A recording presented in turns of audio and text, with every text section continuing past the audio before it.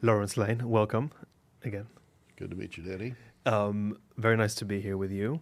So we have to start talking to make it as organic as we can about cranio-osteopathy, because I asked you if you've listened to the episode we did about craniosacral Right, therapy, right. and you threw in cranio-osteopathy into the mix. So yes, what is the difference? Okay. So cranial sacral therapy came from cranial osteopathy. It's like been exerted and or drawn out and made and put into a particular package. It's the most. So is cranio-osteopathy wider? It is. Yeah, okay. Yeah, and uh, the the doctor who popularized it is John Upledger, who had he's deceased, but had an institute in South Florida, Palm Beach Gardens, and he basically probably the late 70s had an experience while he was helping in some surgery in probably in Michigan State, which is a big osteopathic medical school, and he said he couldn't hold the dura mater, which is the part surrounding the spinal cord, the soft tissue, the fascia, and it would kind of wiggle. And his surgeon was saying, "Can't you keep it still?" And he remembered that some osteopaths did cranial manipulation or cranial osteopathy, and so he became interested in that as a DO, and I'll talk about that a little bit. And he realized this is really good, this is amazing, and he moved to Florida at some point, and a group of people asked him to create a kind of a holistic center. I think he was in Palm Beach, and what he ended up doing is creating an institute to teach craniosacral therapy, which he developed what was called the 10-step protocol. And those are some very basic pieces that were excerpted out of the great mass of cranial techniques, of which there are hundreds of them. And and he used a very light touch. They said 5 grams of pressure, and many people have taken. Probably 50,000, 60,000 people have taken those classes in the last 40 years, something like that. So he's really brought osteopathy out of a kind of a hidden corner, both in medicine and in alternative medicine, and created a whole world of people interested in that technique, but also in fascial techniques, myofascial techniques, which kind of integrates with that somewhat, which also came from osteopathy. And I'll talk a little bit about cranial osteopathy, which is not really separated out from all of osteopathy. And so some people know, and some people are, you're an international person. So outside of the United States, all people that are osteopaths, like in England and France and Australia, Poland, what have you, they're what we would call clinical doctors. They go to school for 2 or 3 years, or they take a postgraduate program. They have some other training as a PT or what have you. And they learn all the manual osteopathic techniques. And I'll be glad to enumerate some of them in a few minutes, but one of them is cranial osteopathy. And in the States, that was like a very select few. In the States, osteopaths also can practice medicine. They have the same practice rights as medical doctors here. And that's also another long story, but might be interesting to some of your listeners because they've heard these terms, and you had a craniosacral treatment that was valuable to you. I remember from the podcast. Yep. Yeah, and I had that kind of experience too when I had gone to massage school many years ago, and I felt that healing things were happening. Very light touch. My body would start moving, and I would say to the practitioner, "Are you moving me around, or I thought it was under hypnosis or something," and felt very refreshed and had healing experience from it. So that's one of the things that got me into it. So of all the different osteopathic techniques, that's just one. In the States, a lot of practitioners or physicians here, doctors, focus on that range with a couple of other techniques because it's very valuable. And they belong to a special club called the Cranial Academy, which you have to be a osteopath to belong to. And unlike craniosacral therapy, the physician osteopaths will only teach other osteopaths, medical doctors, and dentists. You have to be a doctor level practitioner. And out of all of the DOs, I believe about 10% of them do hands-on techniques. That when you go undergraduate to medical school as an osteopath, you do have to take tests and learn these things. And some of the students get very interested in it, and they've never been around it, and they start integrating a little bit of that. And others, they could care less. They want us to be an ENT, they want to do surgery, they want to be a... That's the 90%. That's the 90%, Yep. yes. And so you'll see a lot of DOs who work in emergency rooms, for instance, and that kind of thing.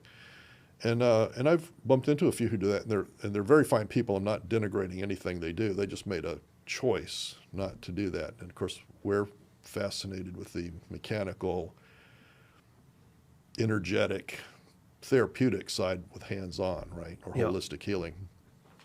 So in the rest of the world, the osteopaths may do all kinds of techniques, including something that looks like chiropractic, very similar. And I'll name some of the other techniques. Muscle energy technique, which is kind of like contract, relax, stretching, but it brings other physiological components into it. And you can also manipulate the spine with that technique without cracking. I do some of that in my practice. There's a popular one called strain counter strain. A doctor named Laurence Jones figured that out in the 1950s. He had a patient who was in pain, and the patient positioned himself in a way that the pain went away. And so Dr. Jones began experimenting with positioning patients and using his fingers as monitors on trigger points, essentially, and positioning the person. And that became a whole nother technique that people study and learn. And there's positional release and myofascial release, which is another type of thing that people do here and probably around the world, but there's a lot of it in the U.S. So that came from osteopathic techniques too. Some of the other techniques are Chapman's reflexes. Not many people do that. It's like a reflex system, kind of like a cross between reflexology and acupuncture points. Let's see, myofascial technique, lymphatic techniques, things like that. And so someone who practices craniosacral therapy, Sure. like the experience that I had. Yes. I don't know who administered it on Yes. you. So you're saying that there's like osteopathic principles there? Yeah, there are. So that's a doorway into learning osteopathic philosophy, principles, and technique. But is it always tied to those osteopathic principles, or can it outgrow it in its own way? It would be hard to outgrow it, although certainly Dr. Upledger took his own path into what was called somato-emotional release, which became the 2 classes beyond the first 2 cranial classes that he taught. And he was interested in that people's subconscious could clue in deep emotional impediments to health and the psyche. And he called that somato-emotional, for the body and emotions.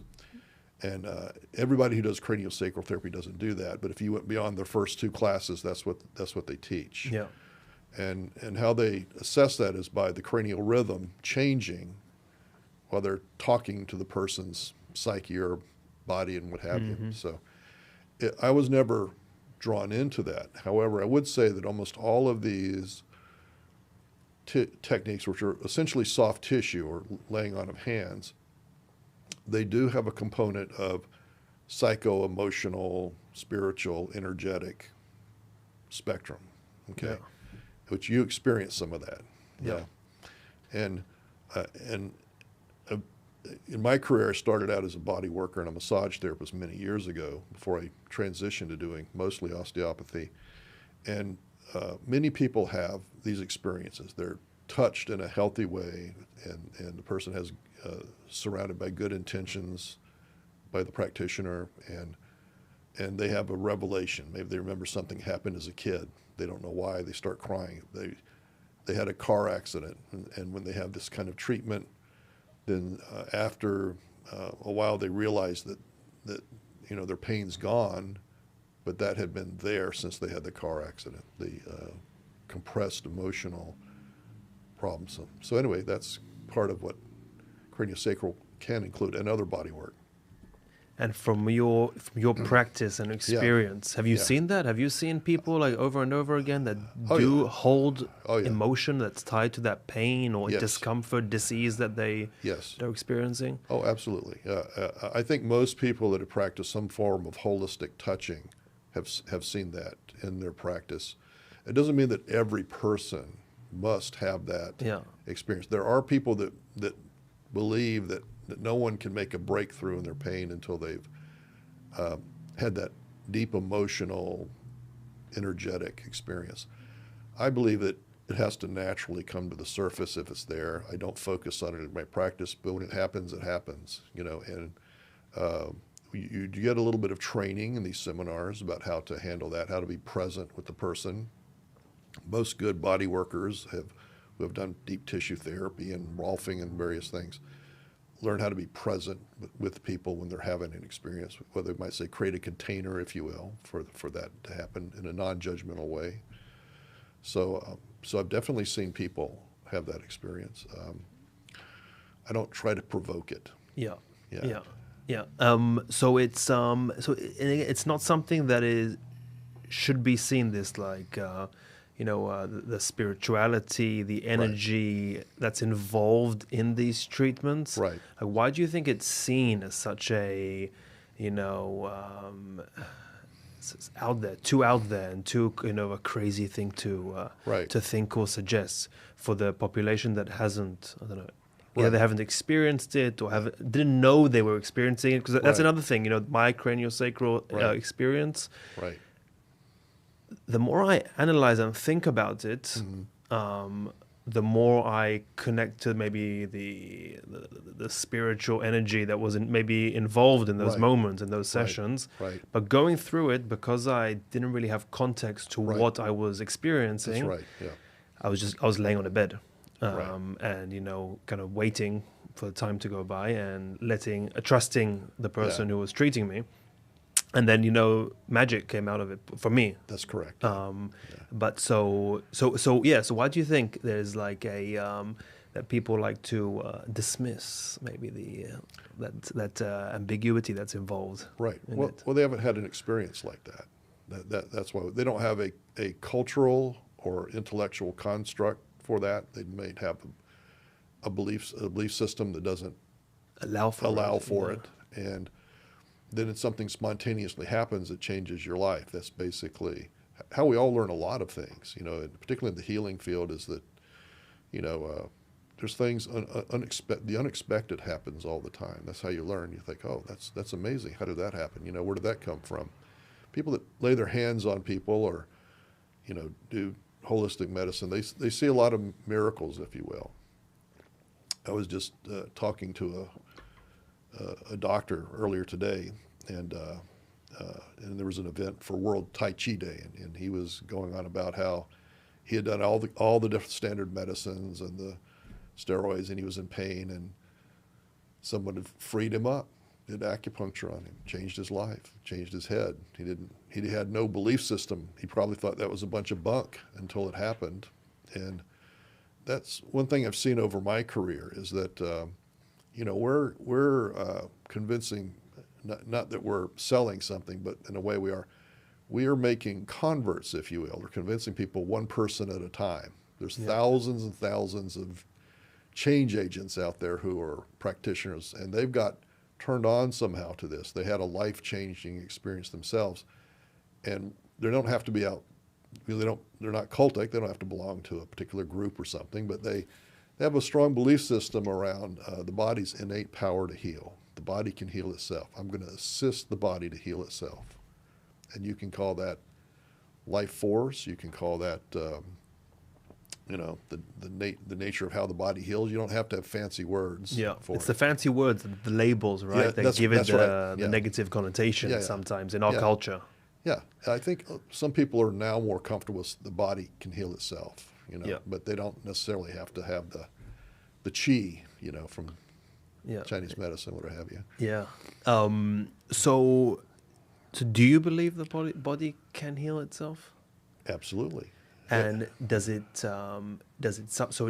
sometimes require the extra nudge to heal itself, like whether it's from a manipulation, Right. from someone's touch, from a external source of food or nutrient, or is that a shortcut to help it? Like my question is like can it heal itself without that extra touch Well, that's a good point. component of it? Because like the craniosacral therapy, like and maybe I'm now outstretching myself from Sure. from the actual Yeah. craniosacral therapy work, because that does involve touch, although very Right. light. Yeah. It does involve touch. But that same person who I went through the craniosacral therapy with, Yeah. not sure if I said this on that podcast or not, but since then, speaking to him, he has told me, not that I exactly understand yet the modality that he's learning and using, Yeah. but that he can treat me without touch. That's probably true, because that modality in particular is a sensitizing agent of a discipline, and people that learn that, not all of them, because I've definitely worked with therapists who don't have a very refined touch, who've learned that modality, but many people, this is healing for them to just be present and work with people, and they get sensitized to the body's energy, if you will. And I use this, I'm not using this in a woo-woo way, but it's almost psychic at sometimes. Some people have a very strong sensing of, what they should be doing with the person. Like they should move down to the feet, and the person needs help with their pelvis when they've been working on their head, things like that. And Dr. Upledger taught that in his curriculum too, that was a possibility. So back to the self-healing body briefly. Okay, so a lot of people don't think about this, but if you put a Band-Aid on the body, all you're doing is stopping the bleeding. What's doing the healing? The body has properties of healing. If you go get surgery, they sew you up. Yeah, they might have removed an obstruction, which has been in the way of the body healing itself, and now the body can heal itself, and that's recuperation over a few weeks or a few months.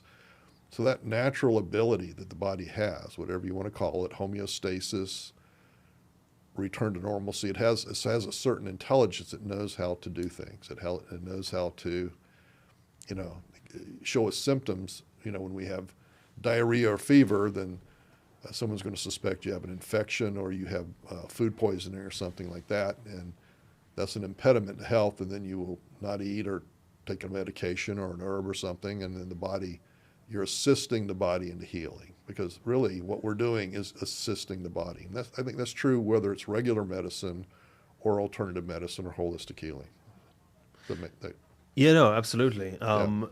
For you, for you as a practitioner, Yeah.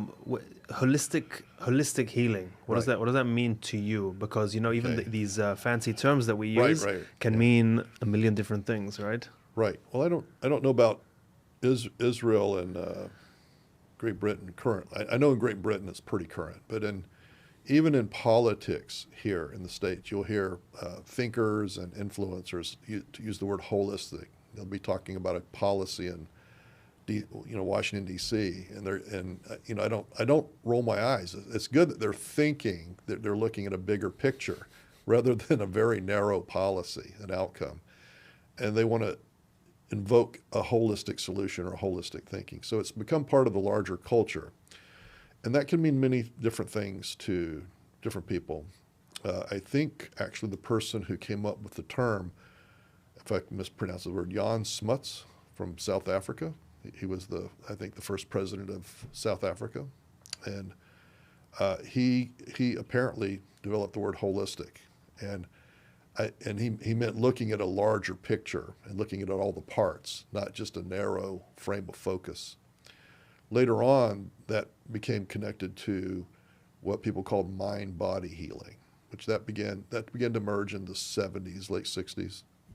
where people would say things like, the mind can affect the body. Well, that was very way out then, trust me.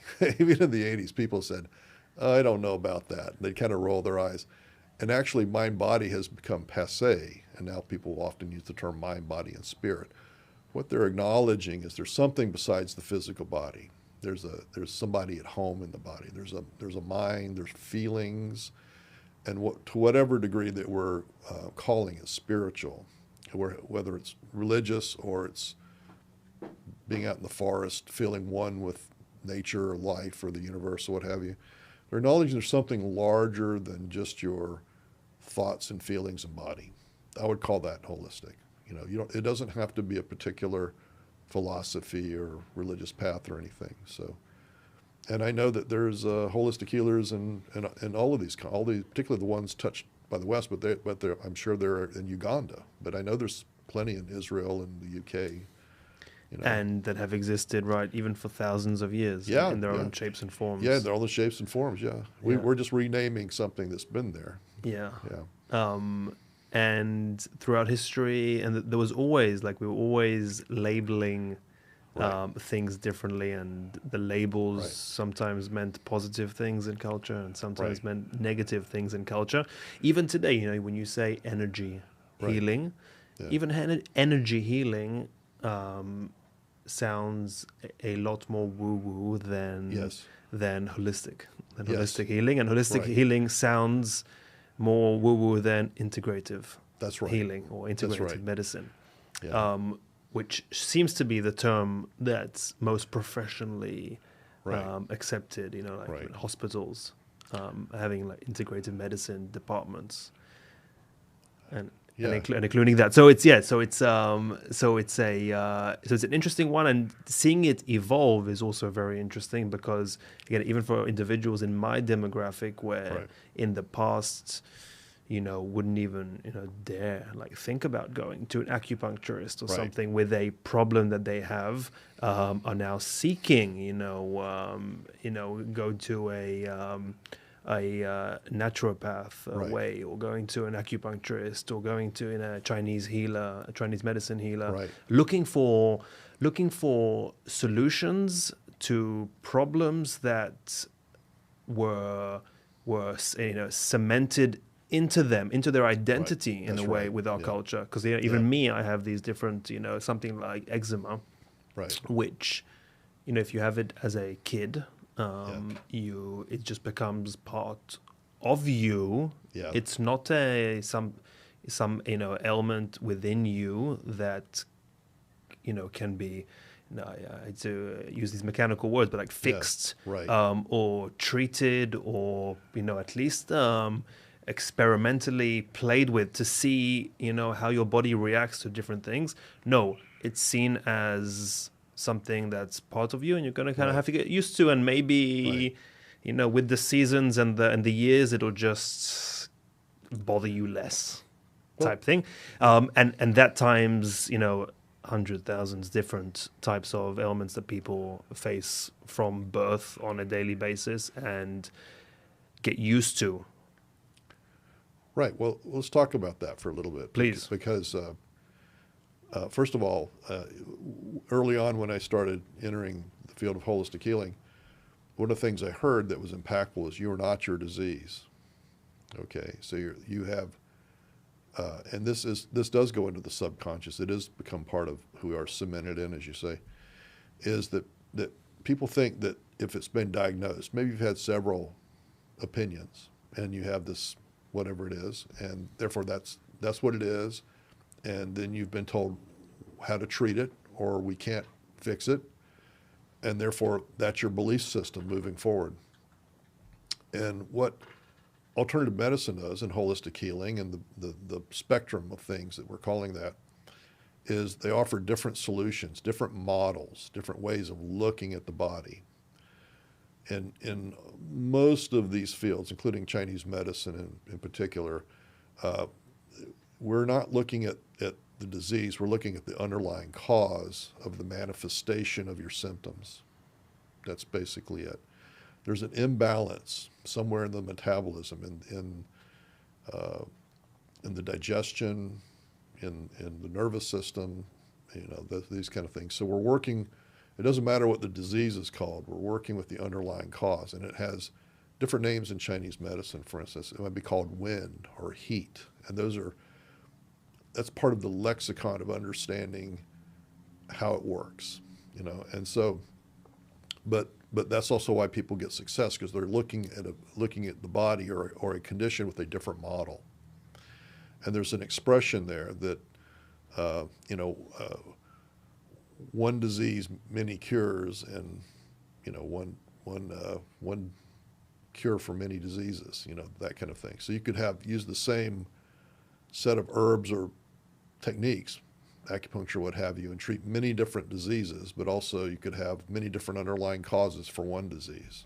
So this is taken as a truism in Chinese medicine, for instance, and why people can go get a toothache treated by the same problem, with the same technique that they're treated for laryngitis for, and even though they might be thought of as two different places in the body or a different kind of infection or what have you, you can treat it and people get well. So it's a different model, and that's one of the big things to realize about, in my opinion, how all of this stuff is. There's different models. Medicine has a wonderful model that's used by everybody in the world, whether you're in Chinese medicine, chiropractic, you name it, and maybe not in New Guinea where the tribal medicine man is, but we all learn a little bit of anatomy and physiology and Western thinking in formal professional training in our different fields. And if you learn anatomy and physiology and all the things about diagnosis and etiology and what have you in medicine, it's an amazing pyramid of knowledge. And so the doctor's at the top, right? I mean, as far as that system, it's like a jet pilot. He flew the Piper Cub, and now he's moved up to jets, and he can fly military jets, and he can fly the, what have you. And in a certain degree, you remember what people, I don't know where you're from, they would say things like, well, it's not rocket science, meaning the rocket science is at the apex of that physical, mechanical engineering. Brain surgery, it's not brain surgery. The brain surgeon is the top of the pyramid in the medical pyramid. You just can't get any. But outside of that, as wonderful as those things can be and life-saving, is that there are levels of knowledge and models that are not encompassed in regular medicine. And they can actually produce dynamic, real results in people's lives and work with things that are impossible to work with in regular medicine. I've had two people come up in my consciousness. I talked to one yesterday about Parkinson's. And there's not a lot of really good medical treatments. There's medications, but most of it's an inevitable decline with certain ranges of Parkinson and to death, and not under control. And it may not be a lot of things they can do in Chinese medicine, but there are some things, and there's different kinds of acupuncture that can delay or offset or slow down the progression of Parkinson's, or MS or something like that. But other things, I'm just trying to think of some things that I might treat. Urinary frequency and urgency and incontinence in women is something I see fairly often, and give herbs to them for, and do a couple of different techniques. One of them is from Chinese medicine called moxibustion. It's burning the herb over certain acupuncture points. And there's a couple of osteopathic techniques I do for that. I'd have to say I get 90% effective rate of helping them. I don't say cure, because all I've done is change the underlying terrain and how their body functions. I'm not treating the disease, I'm treating the underlying cause. So there are many things like that. Yeah. There's many things in alternative medicine, and it has made progress and entrance into regular medicine. They call it integrative medicine. It used to be called integrated medicine, and I'm going to forget his name. The doctor from Tucson, Arizona, who had the Weil. Yes, Andrew Weil, thank you. He basically shifted the landscape to integrative medicine. He had an integrative medicine program there. He changed a lot of minds. One of his mentors was Robert Fulford, who was a practicing manual osteopath and a physician. And in that era, when that started, he started writing his books. They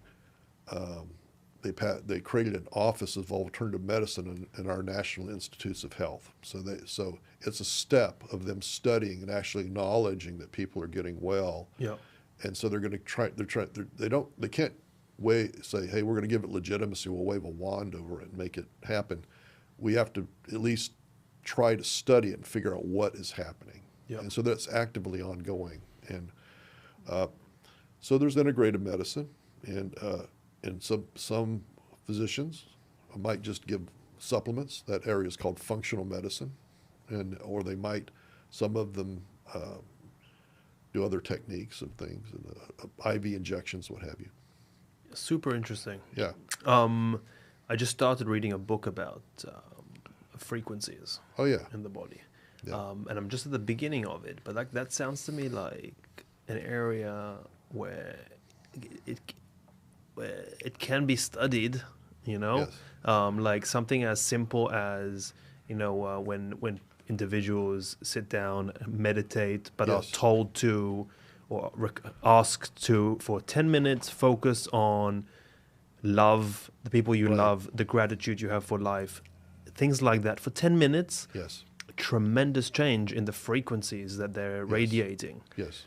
So something like that, it's quantifiable Yes. nowadays. Yes, it is. Into studies, and they see, you know, again, in quote unquote miracles, magic happening to these individuals that are Right. consistent with something as, you know, again, silly as sitting down and Thinking good thinking thoughts. good thoughts about the people you love, about Right. you know, all the good memories you've had in your life, Right. and seeing changes. So it also just makes me think, like, what is the science barrier here? You know, and most people that I interview and that we talk about Right. research, there's always criticisms with how we administer research Right, and how we read the research and how we Right. progress the research. And so I'm Absolutely. always like, so now reading this book, I'm like, okay, if this is something that's quantifiable, people do it, it helps people, Right. then what is the barrier here? Well, all of those are good points because there is a physiological change when people think good thoughts, or they're able to focus on different things. You're saying meditating, that's one way of thinking about it. And you can measure, they used to do that with biofeedback. That was a big thing in the 60s, 70s, and 80s, where they would hook up electrodes and you would think thoughts and you could change the states of how your brain waves worked and things like that. And the people would feel calming and, you know, Yeah. and they had high blood pressure and it went down. So they could measure that. So that's been done for decades. And now the frequencies, clearly vibration, mechanical vibration affects the body. All you have to do is be on a metal platform that a truck is on, and you can feel your whole body vibrating. So that's a frequency. And if you are in similar circumstances, you can feel mechanical vibrations. People try to make it like you're saying, it's far out vibrations. I went to a concert at our local amphitheater here, and it had Alice Cooper. I don't know if you know who Alice Cooper is. Okay. Recently?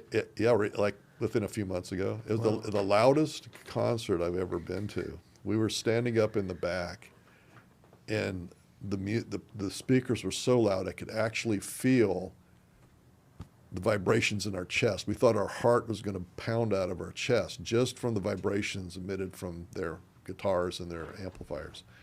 I've never felt anything like it. And it was so it is a sound wave that then converts into matter touching my body. I mean, it actually is a mechanical wave generated, and it hits your body. Now, there's an old study of vibrations that are called cymatics. If you get a chance to look that up, it will be on YouTube.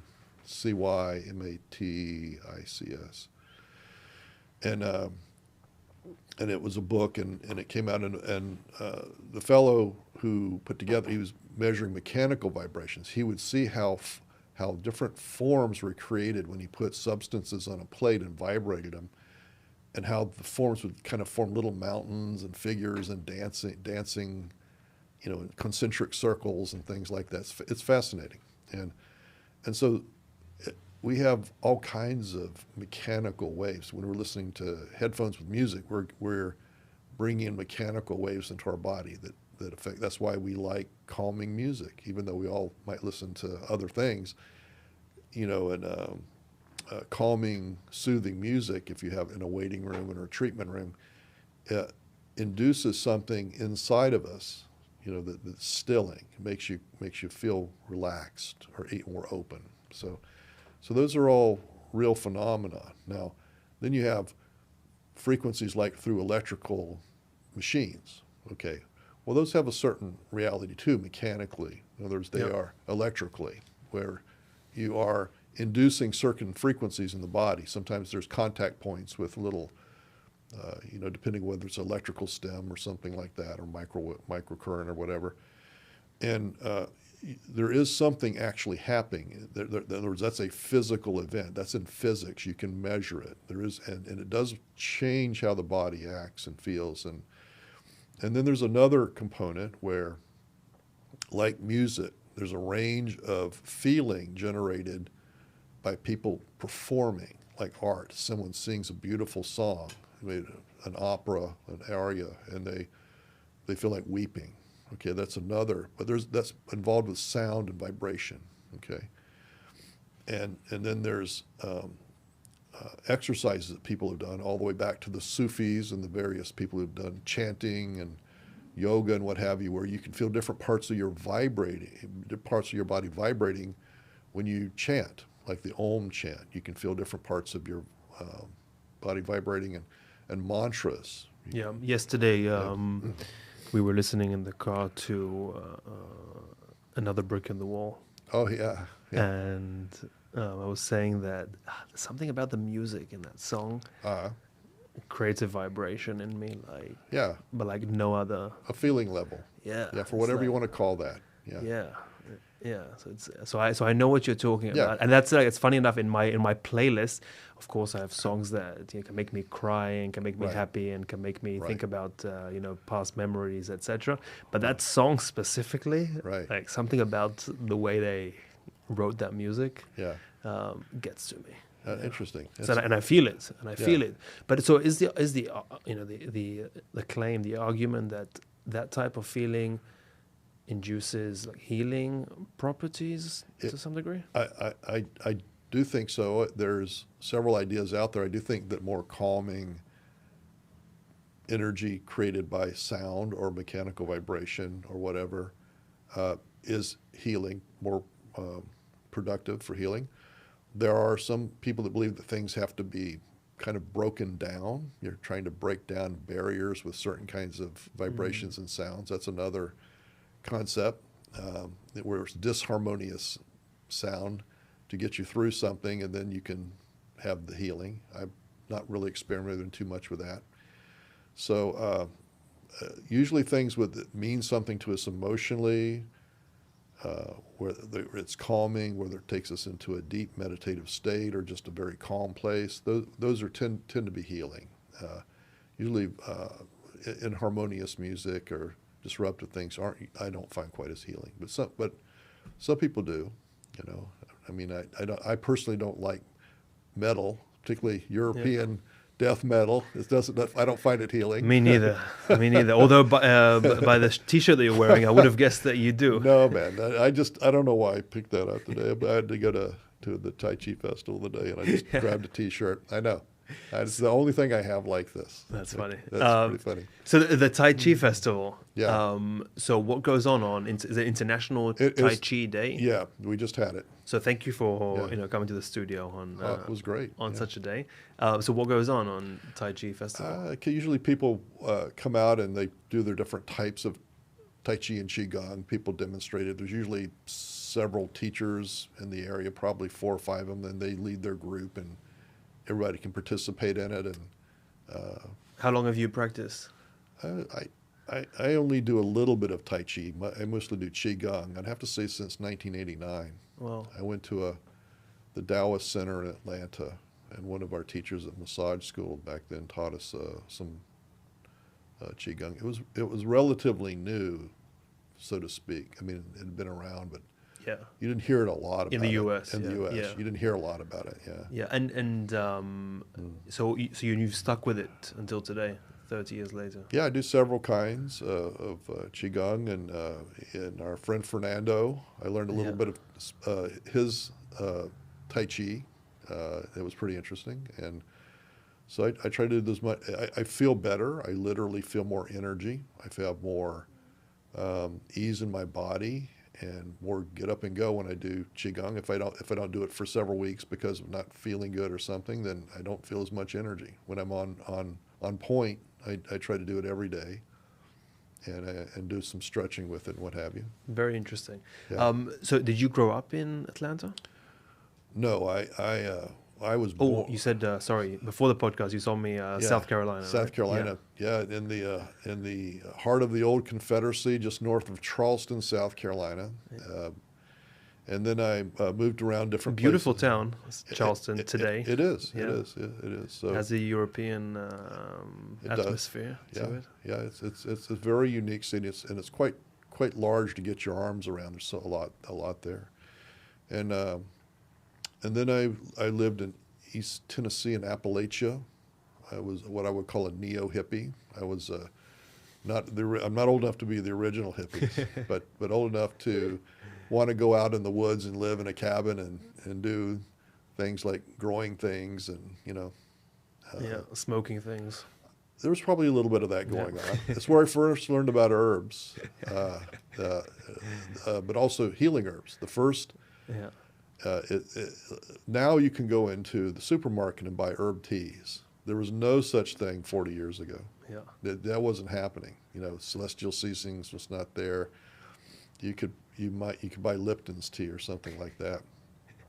I learned about golden seal as my first herb, and most people who grew up in that era who were interested in lentils and rice and vegetarianism and stuff, they would have heard of a book called Back to Eden by Jethro Kloss. So that was my first herbal awakening, and we were learning about just a general interest, and so that was kind of like the second wave. The first wave in learning things like that, and organic gardening, and So what, before then you just not something you think about because it's like like people are hailing the new McDonald's and that type of thing? I would say that's probably true where I grew up, because in the South in a lot of other places, not just the South, there just weren't social models or constructs or examples of people living differently. Everywhere you go now, you're going to find, my goodness, I mean, you can find chiropractic, massage, acupuncture just about everywhere. Yeah, every high street, right? Yeah, and so anyway, I lived in Appalachia, and then. Is it around that area? Is also a lot of mushrooms. Yeah, in that area is like the capital of mushrooms, or no, the capital of mushrooms in the States. If you want to get on the airplane, Asheville? No, there's some there. There's some there. There's a lot around Gainesville here in Florida, but probably Washington State and Oregon. Okay. So if you want to, there's a highly developed mushroom culture out there. The people know their stuff. The lay people, they're scientists. There are enthusiasts. Paul Stamets, the Mushroom King, is out there. Yes. And it's illegal now in Washington, isn't it? For recreational? You mean psilocybin? Psilocybin mushrooms. I wouldn't know. It's become promoted so much in our culture, even on NPR radio in the last few years about people taking microdoses of mushrooms for psychological reasons. Yeah, it's becoming mainstream. It's very much, although I don't think they're doing microdoses. I think they're just tripping, to be honest with you. I haven't seen any microdoses floating around. I had a woman bring her daughter in to our clinic, and she said, my daughter's been, says she's doing really well with the microdosing of the mushrooms. I'm thinking, she's not microdosing mushrooms. Her mom doesn't know.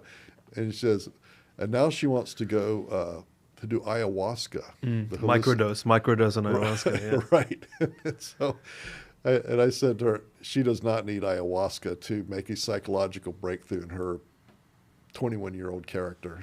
She needs to do other things, I mean, it might be an interesting experience. Yeah. And you're talking about the mainstreaming of things. I first heard about that in 1995 as an herbalist when I was out in California studying. People bring all these things and, interesting bits of knowledge and what have you. And, oh yeah, I went to South America, did ayahuasca, and they explain it to you and kind of file that away. And then you don't hear anything about it for a few years. And now it's like, it's one of the, like, shamans are everywhere. Yeah. Yeah, you get ads online to go visit these retreats and stuff. Yeah, I think I don't know whether it's performative or not, but it's certainly it's become an industry in a way. The people want it, right? That's right. Yeah. So you face this first exposure. Yeah. To this world, and what does that change within you? Well, when you're a young person, you're growing in a lot of directions. So, but a piece of that and a piece of that culture at the time was these little things added onto health things like brown rice, which I learned to love a lot. And then if you first have never eaten that, it doesn't necessarily taste good unless it's cooked well. Mm-hmm. But also learning about herbs and reading, various magazines about health things. And this is very, very big back in the late 70s, early 80s. And they had things like New Age magazine. There was actually a magazine called New Age. It later became a glossy magazine called Body and Soul. Might still be out there. But you would actually read ads and articles, and people would talk about, things like solar energy, and they would talk about healing with mushrooms, or growing your own mushrooms, which is a lot of the do-it-yourself stuff. So we became very interested in that, and I was just part of that era when people were interested in, learning about health but also other alternative things, And at some point I quit smoking pot. It wasn't good for me ultimately. So it's like everything else. You can't do the same things your whole life. I think it would be hard to imagine.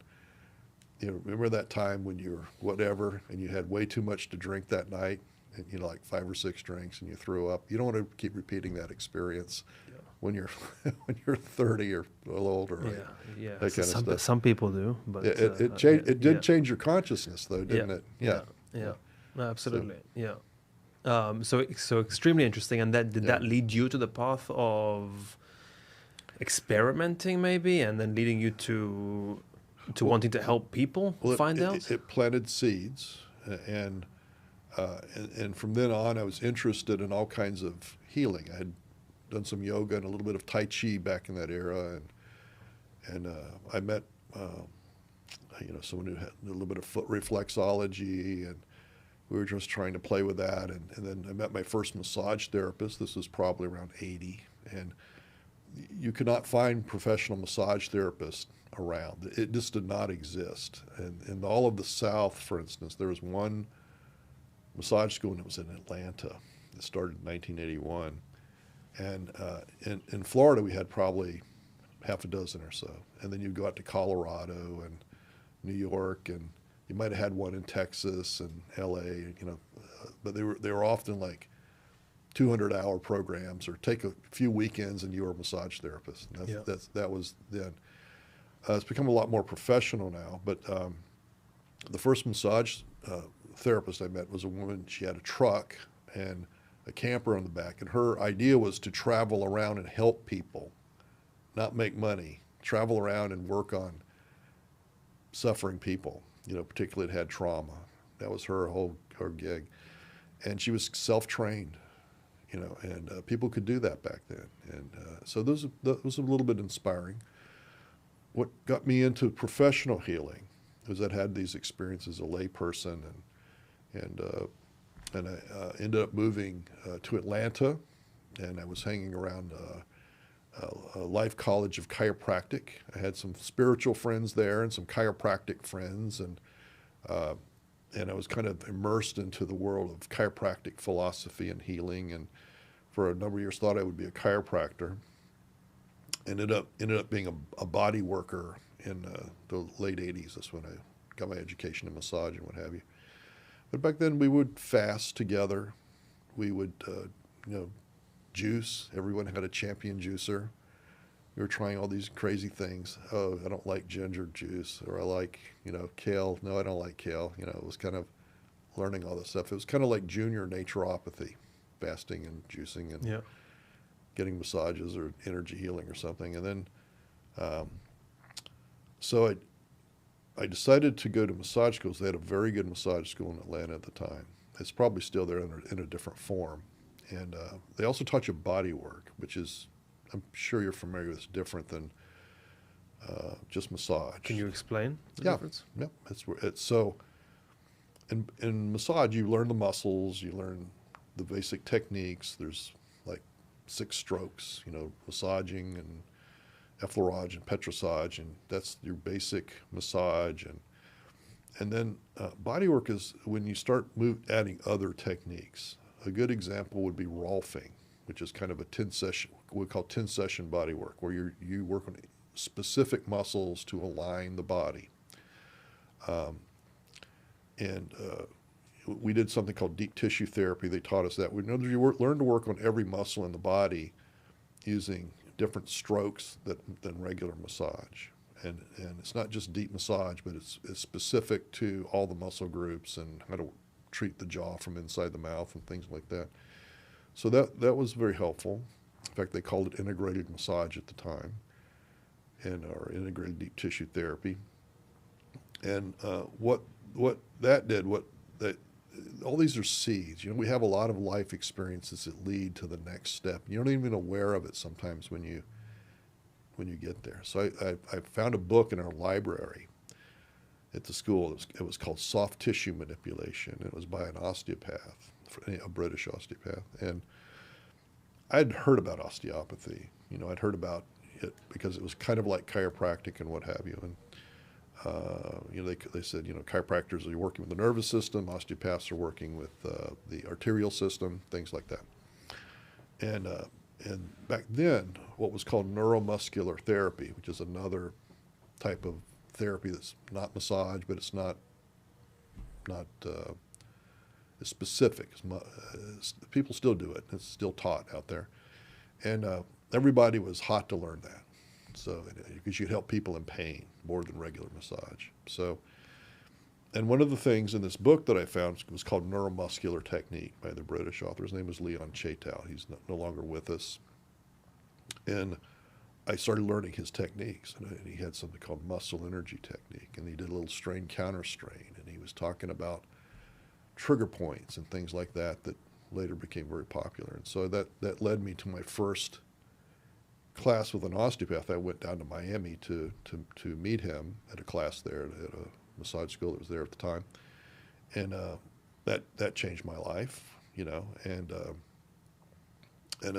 pretty sophisticated man, man of the world, lived in Corfu part of the time and London the rest of the time, and in Greece. So what was about there was like life changing, like witnessing his work. Yes, there's nothing like seeing someone who's good at what they do, and then realizing they're teaching you how to do some of these things, and you take it back to your treatment room and change people's lives.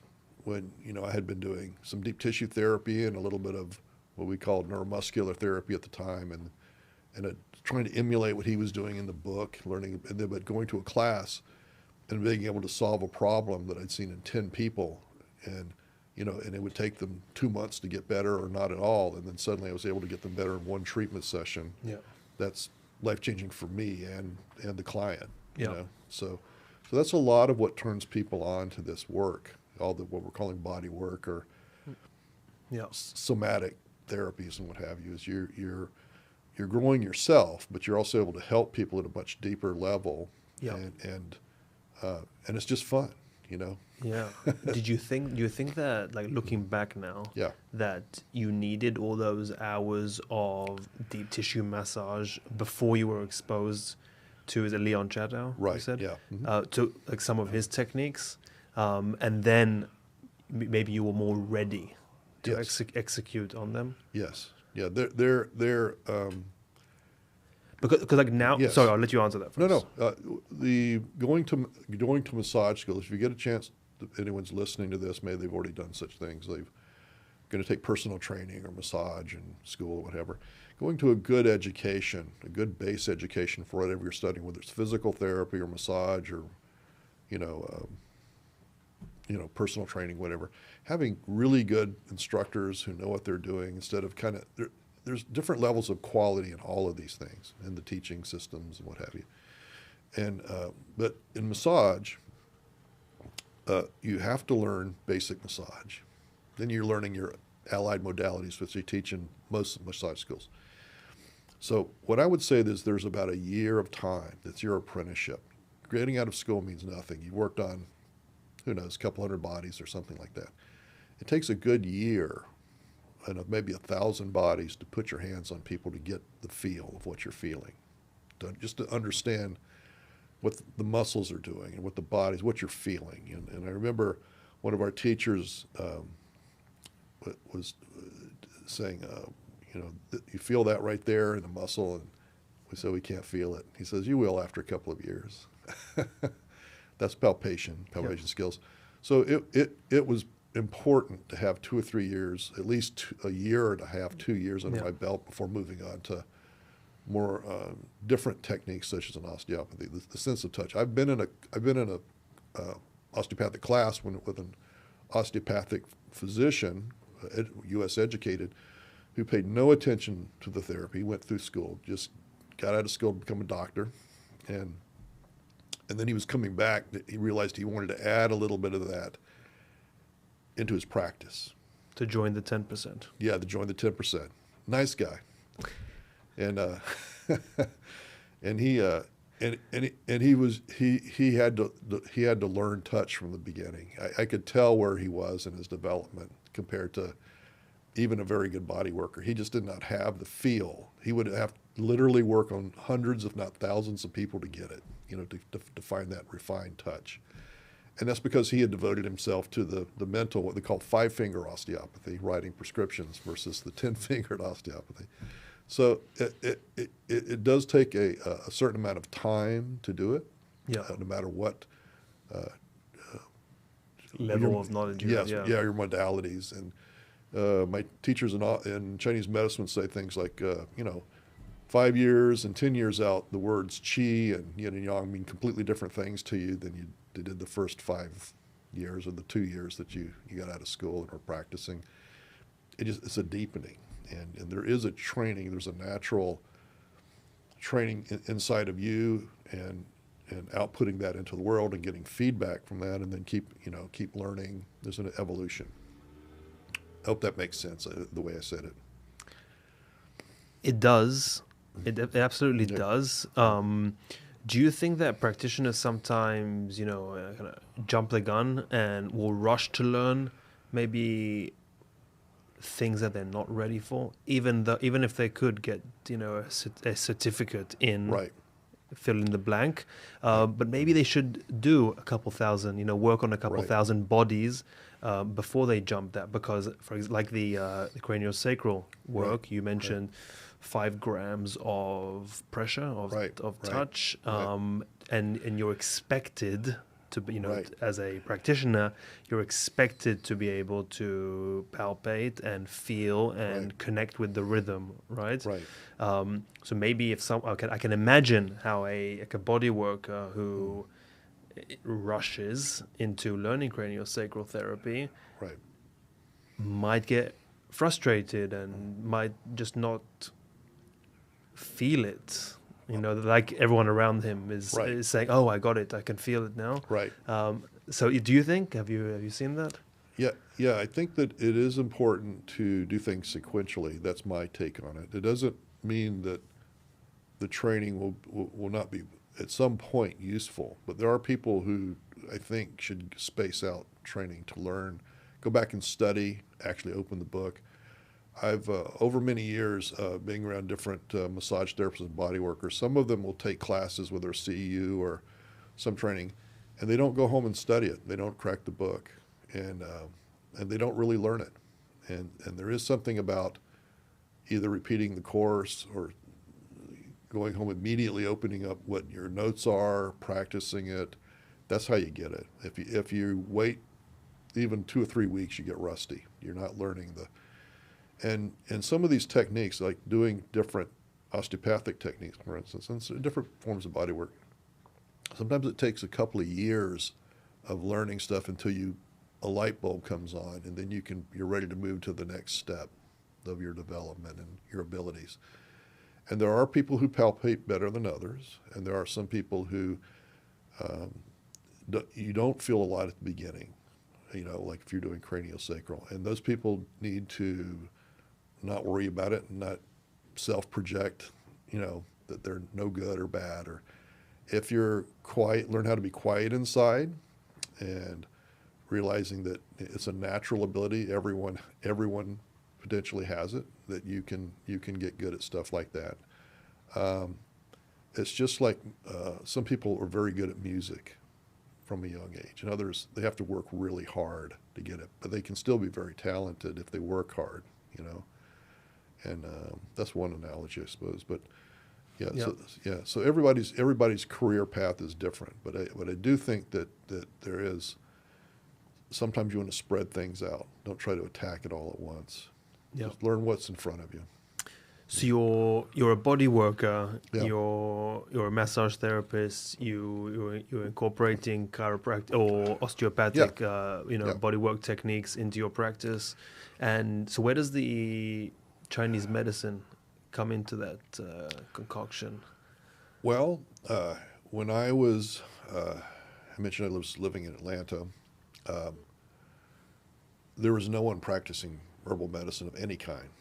There was a rumor someone was practicing it in Stone Mountain. I don't know if it was true or not. There's a couple of people practicing homeopathy, who are usually kind of cockeyed looking, had a funny look about them. And then there were several people, if you know enough homeopaths, you may know what I'm talking about. I don't know enough, but I have a picture in my head, yeah. I love them, but some of them are definitely characters. So and I knew people who were doing naturopathy, but back then that meant fasting and diet and other crazy things. Kind of glad you have that image. Yeah, and what now? Is it more tied to herbal therapy and to like essential oils and? Well, naturopathy has become a whole nother world in 40 years. In the not to get off of the herbal thing, but naturopathy was almost extinguished by the 1970s because it had never been. Had very large institutions or schools. They usually had small schools where people learn a lot of water cure, diet, some botanicals, some homeopathy, a little bit of manipulation. Was their general package from around 1900 to the 70s. Mm-hmm. There was one formal school of naturopathy. It was at a chiropractic school in Portland, Oregon, in the 70s, and there was like 3 or 4 guys. One of them's Michael Moore. He wrote a book on naturopathy. They started Bastyr up in Seattle, Washington, and that really revived naturopathy as we know it these days. And it's licensed in 17 states, and they have a broad, diverse palette of techniques. You can do anything if you're an osteopath. You can do an acupuncture. You can be an herbalist. You can be a homeopath. You can be a functional medicine person. You can do whatever you want. That's their kind of thing. They do have practice rights, much like, an acupuncturist, like we'd call primary care. in the States. The naturopaths. Yes, yes. Yeah, they In can't. 17 states. In 17 states. Wow, That's okay. a license. Now, there are many other naturopaths who are like what I grew up in. And in a sense, I fit into that model, which is in California, you can be a traditional naturopath, which means you're not a naturopathic physician. Mm. You're not necessarily in what they would call a primary care. You know, they're allowed to practice and use natural means, but not necessarily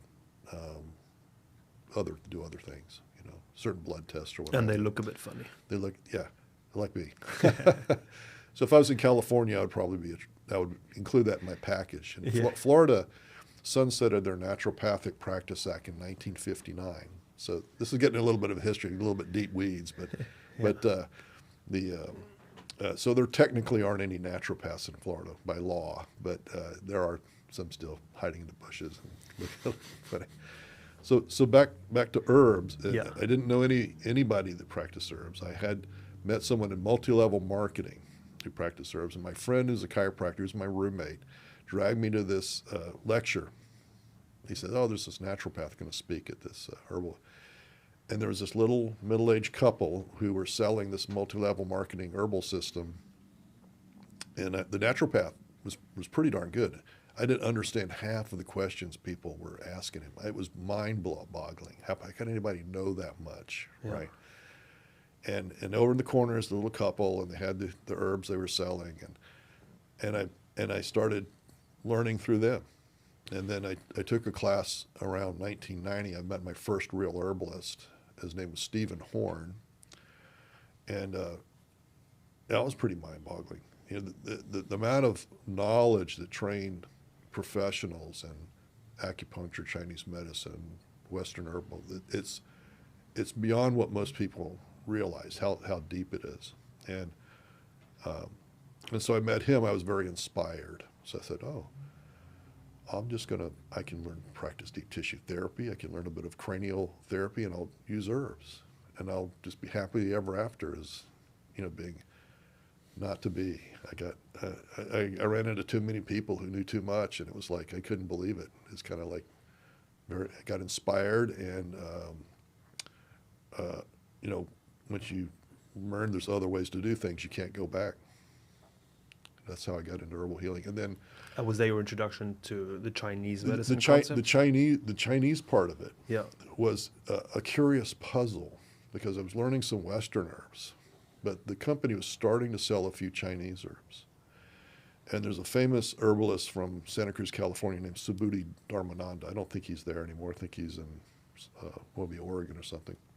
But he was in Santa Cruz, and he had formulated some formulas for this company.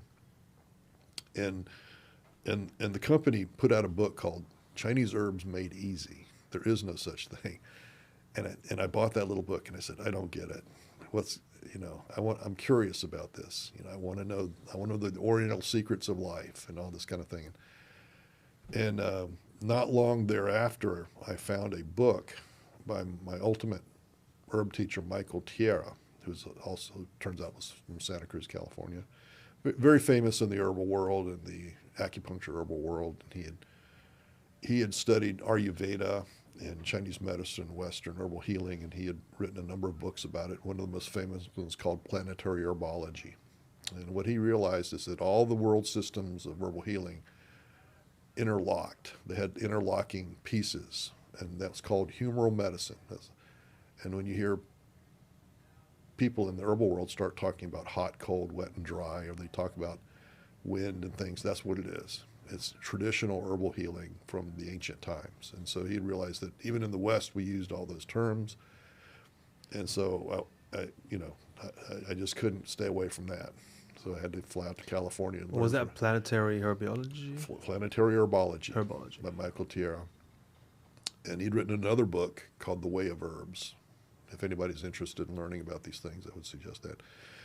But I've met many famous herbalists. I've been inspired from many. Some I want to run away from.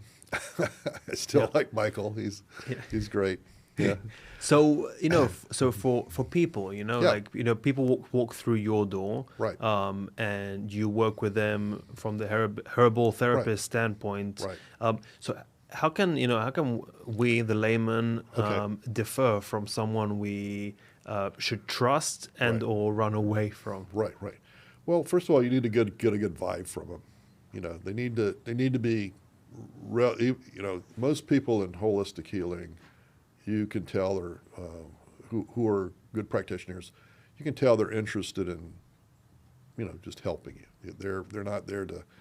If they sound very grandiose and they have a cape, or they sound like they're, overblown or something. Now, most are, even if they wear a white coat, they ask you a lot of questions. It seems like they're doing a good job. They're professional. They seem like they know what they're doing, things like that. And most of these people are not going to say, look, I can cure your disease. No one ever says that. Stay away from somebody that says, yeah, I can cure that.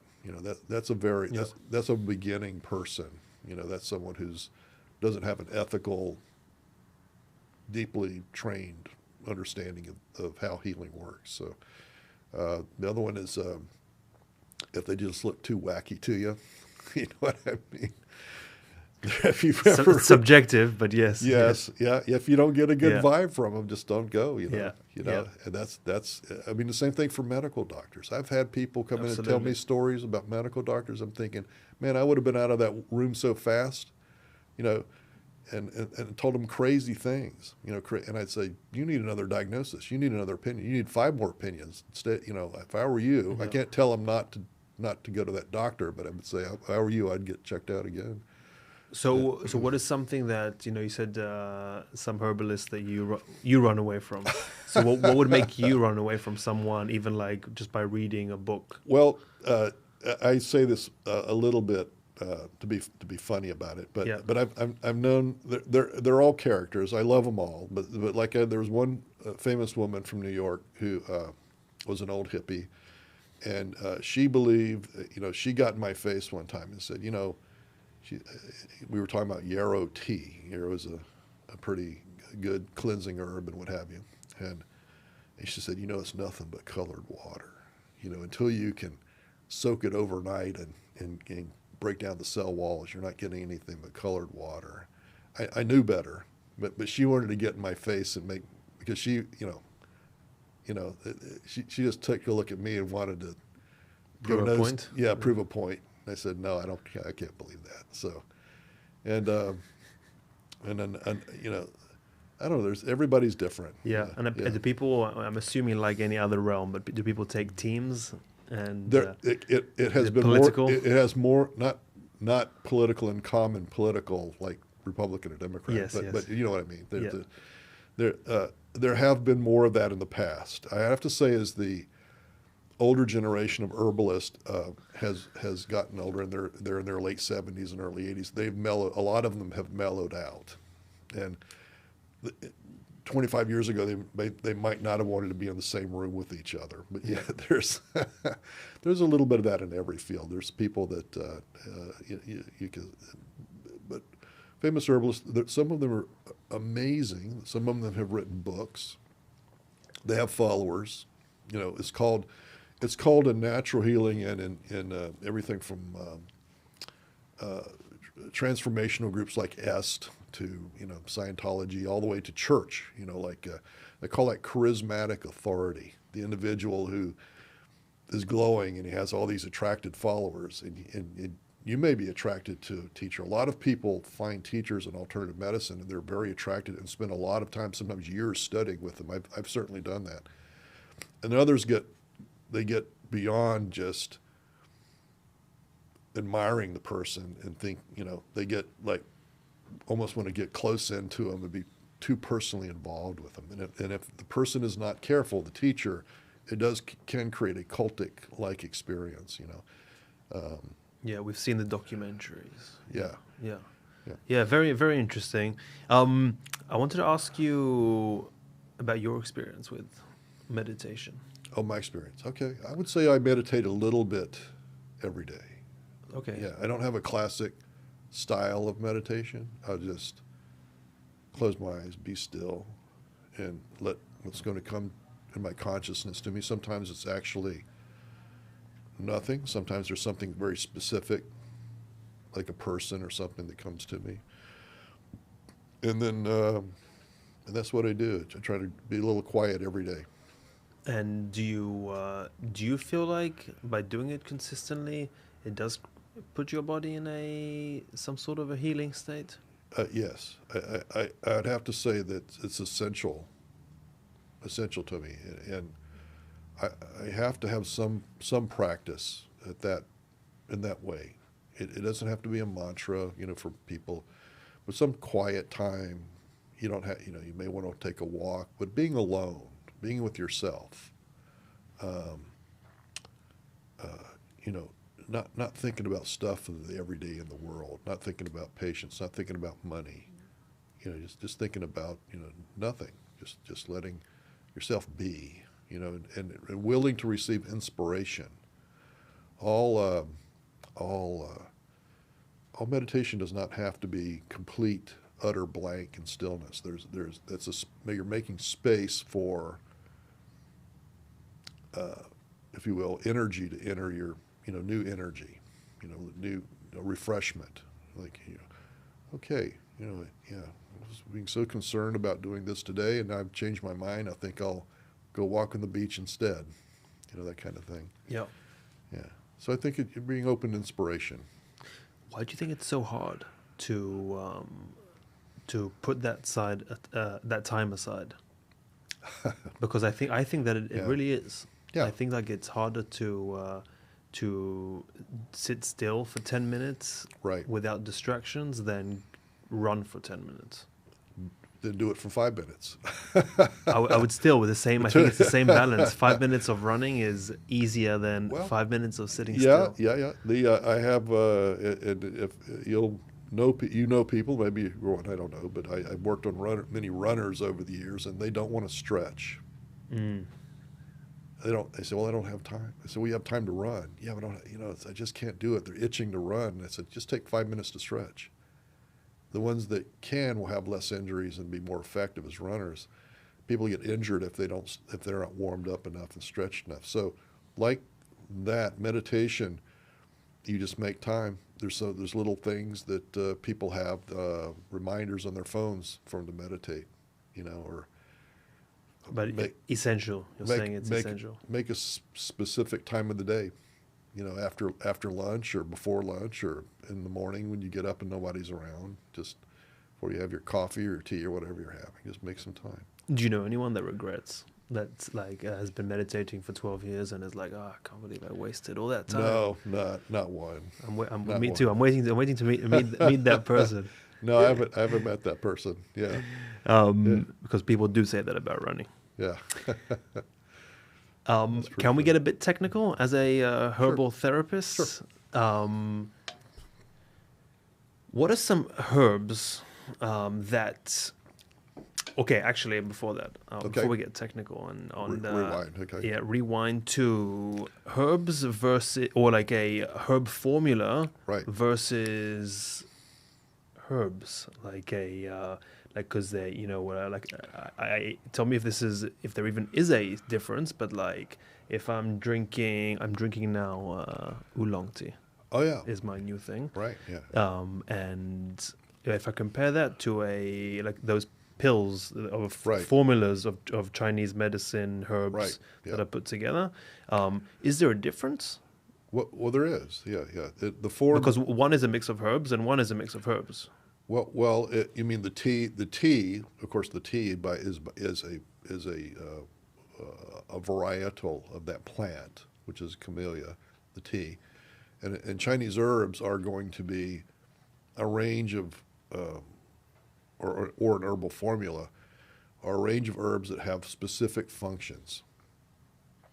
So you're trying to so Chinese, also from the Chinese world, the herbs are, there's a set of them that have a specific purpose and function. Yes. It doesn't include every herb. No. There's categories, and this is true in Western herbalism. It's called herbal actions. So there are some herbs that will make you sweat. There are some herbs that will make you cough up phlegm. There's some herbs that will improve the tone of your cardiovascular system. There's some herbs that will help your eyes better. There's some herbs that will cause you to have a better bowel movement. And if you have an eye problem, you take the one for the bowel movement, all you're going to do is have a bowel movement. It has a specific action.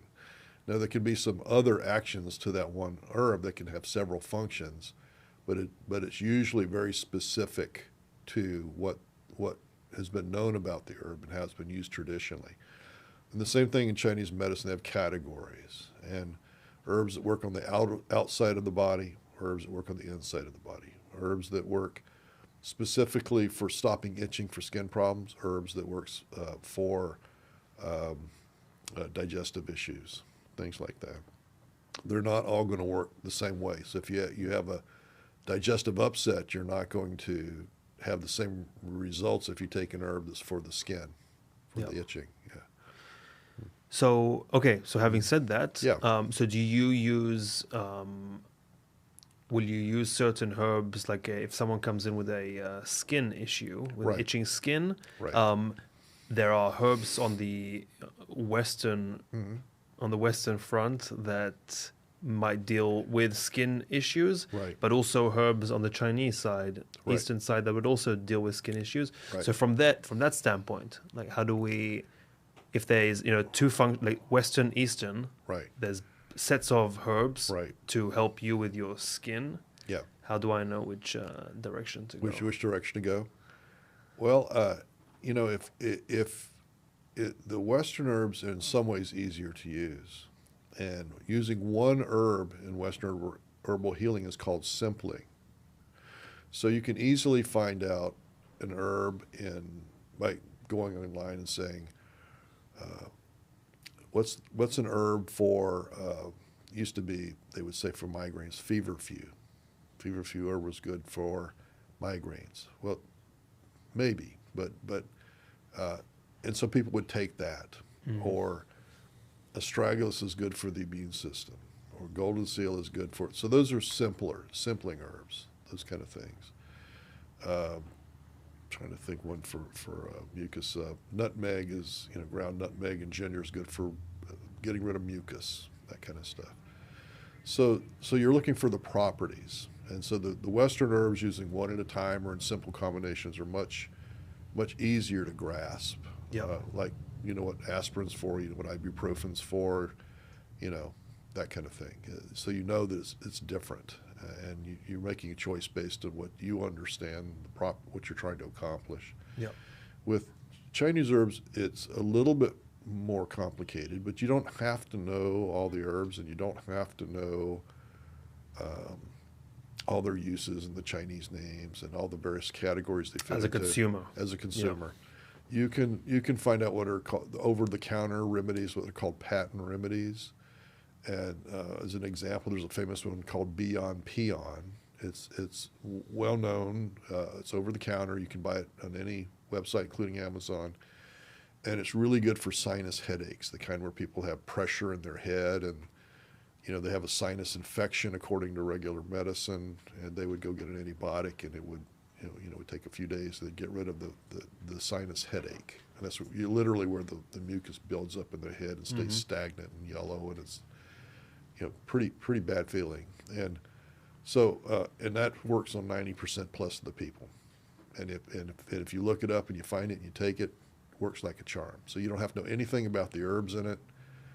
You don't even have to remember the name. Says the one in the red bottle. And so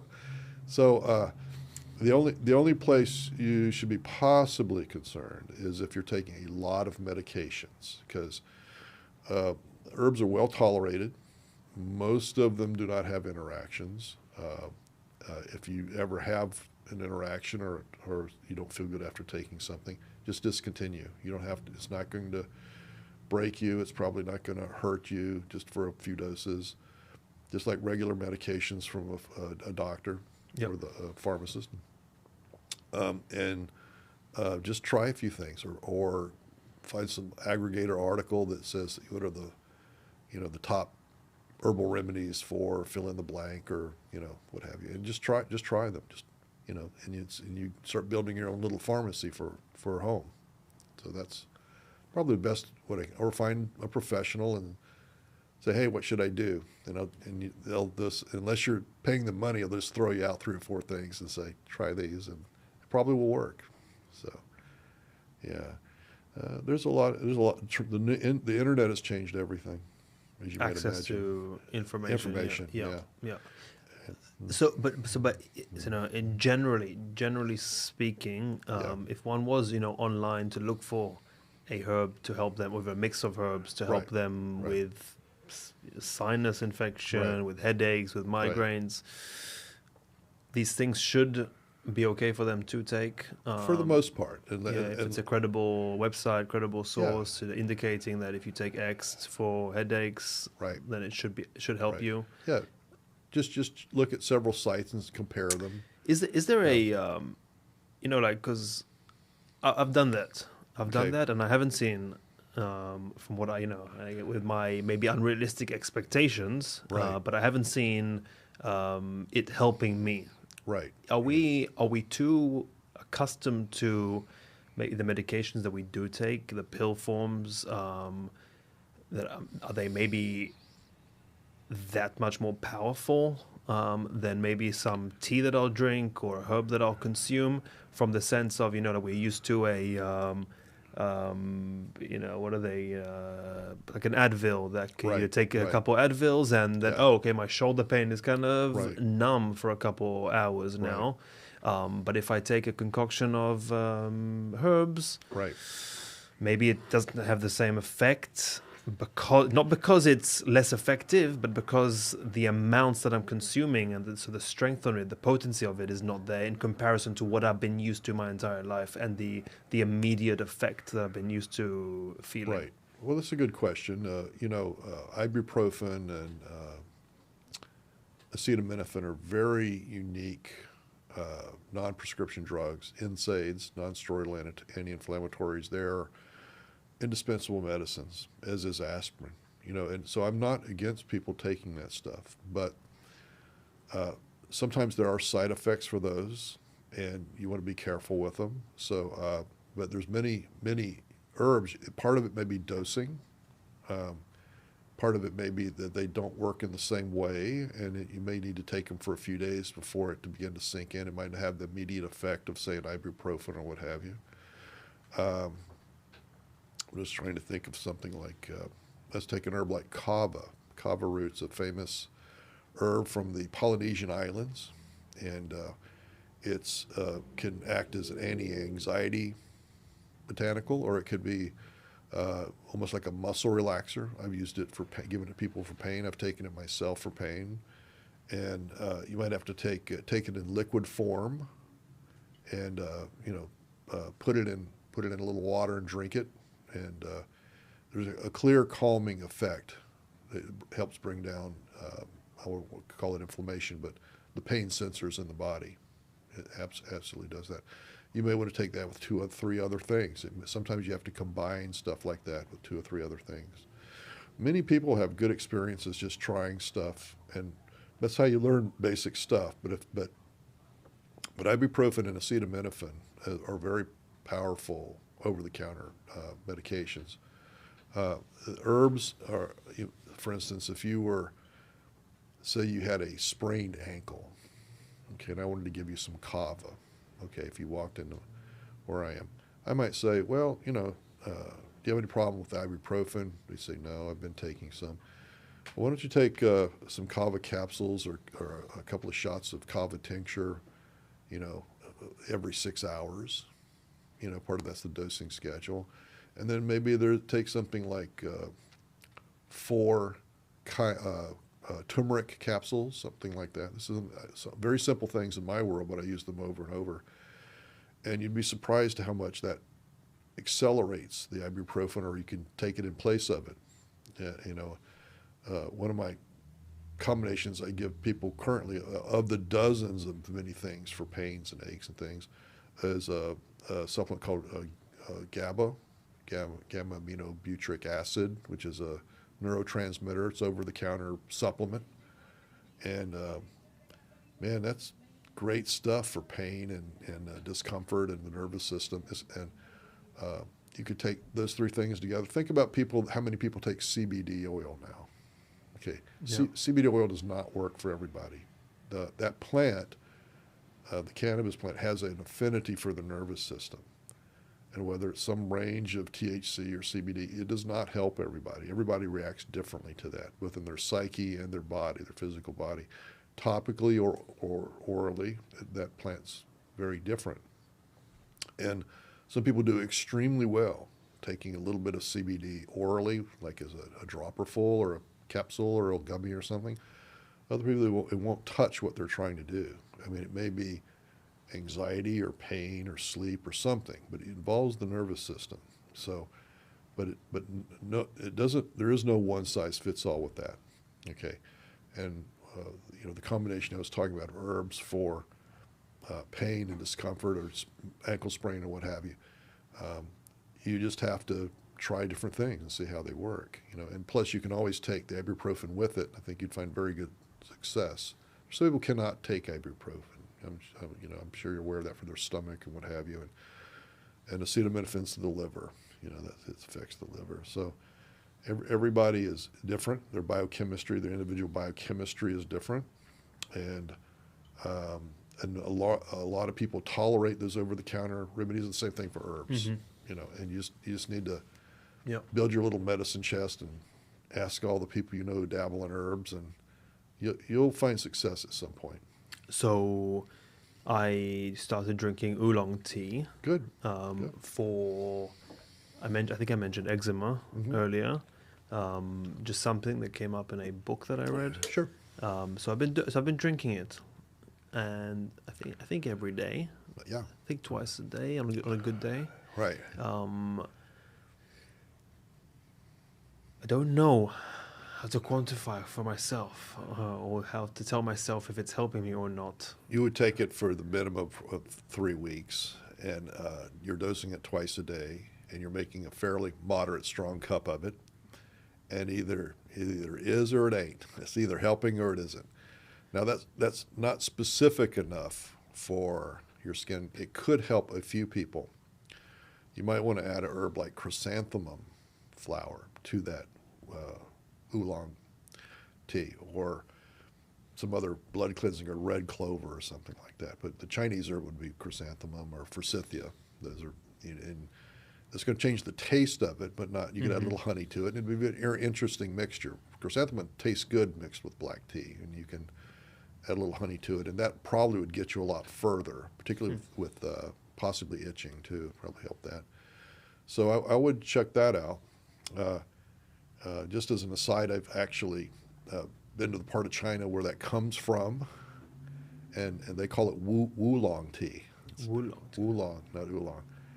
And it all comes from ancient tea bushes. It's all been cuttings of cuttings of cuttings, and it's a whole, I'm going to say, esoteric. Tea in their culture is a whole different world. Worlds beyond what we know, beyond the Star Trek, beyond the kin of man. There's so many things that we don't understand about tea, and I got to visit some of the ancient tea tree, and it's a very, very good tea. And but it's not specific enough for your problem. That's what I would say. Even though you read it in a book, it's worth trying. It helps the digestion, which is part of the root of the skin issue. So keep trying different stuff. I will. Yeah. And also I want to ask you about the eyes. I don't know if you can tell, but my eyes are fairly swollen. More that you haven't seen me on a at stasis, what I'm used to, but they are a bit swollen. Right. And I'm led to believe that based on my experimentation and time, that it is an environmental thing. To the season in Florida. Yeah. But whether it's medications, whether it's some oolong tea or some other herbs that have been administered, I don't really see a change. But I also don't know that maybe it would have been worse if I wasn't taking all these things, which is the thing I'll never know. Right. But do you have a recommendation for eye allergies? Sure. There's. Well, first of all, let me I always like to start with the simplest things that people can do. Folk remedies first. That's better. So, believe it or not, just taking you don't even have to use oolong. You can use a Lipton's tea bag, and you make the tea. If you want to drink it, you're fine. But you take the tea bag out and put it on a plate, let it cool down, and then put that over your eyes. Use that as an external application over your eyes. Leave it on for 10 minutes. Any tea bag? Yeah, black tea. Any black tea bag? Yeah, Okay. you could use chamomile sometimes, but I like black tea. Yeah. And see how that does. And it sometimes helps soothe eyes, get the red out, helps styes, all kinds of crazy things like that. And part of it's because it's an astringent.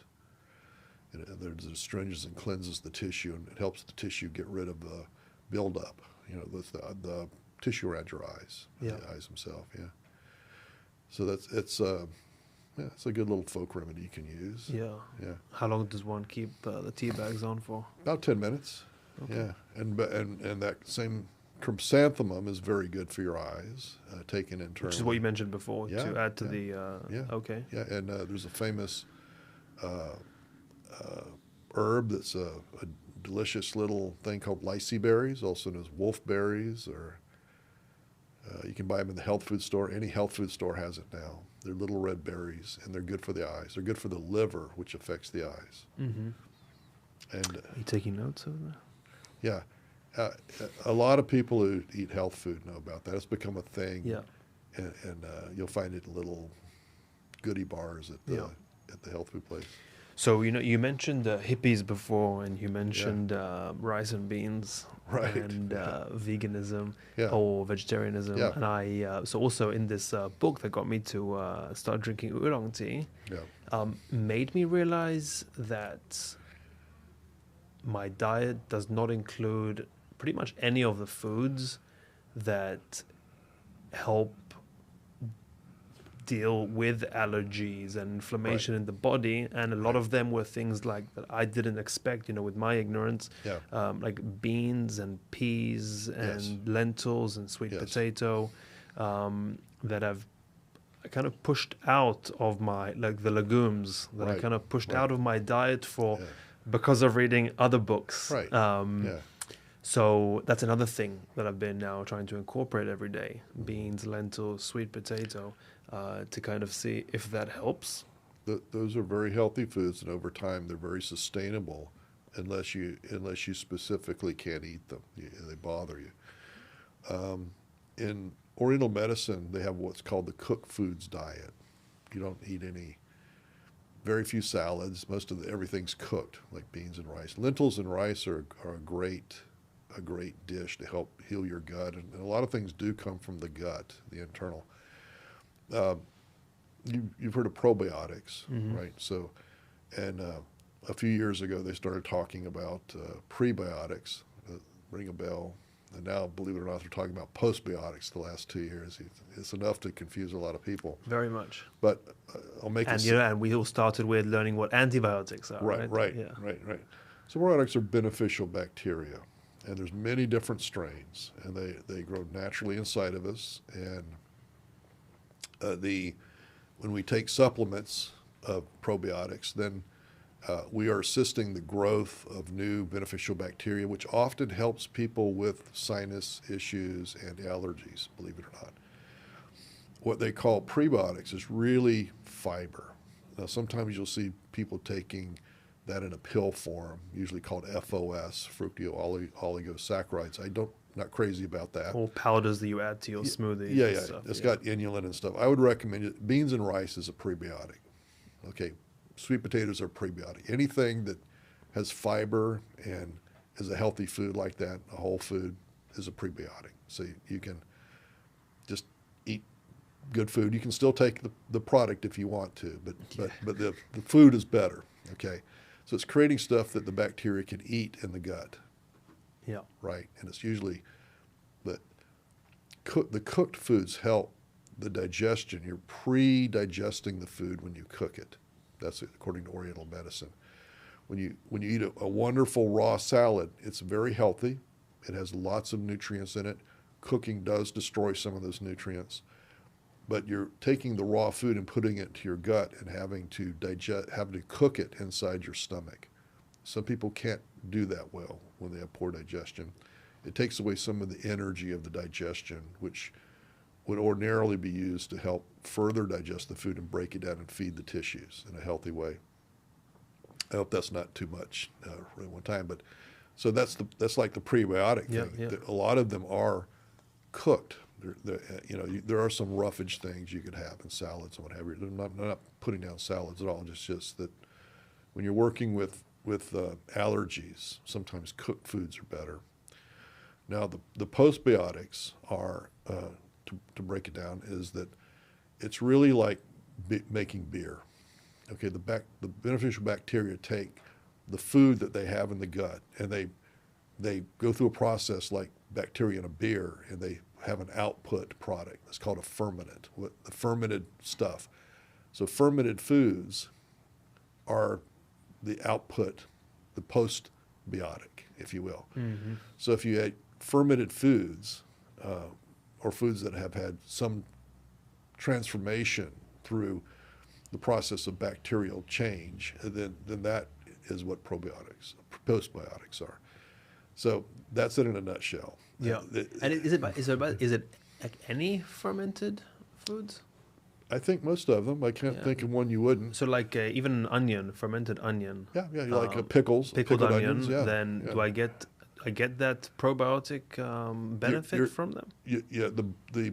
The beneficial bacteria will use that as another healthy strata of stuff in the gut. Mm-hmm. It will help. It'll produce, for some reason, it produces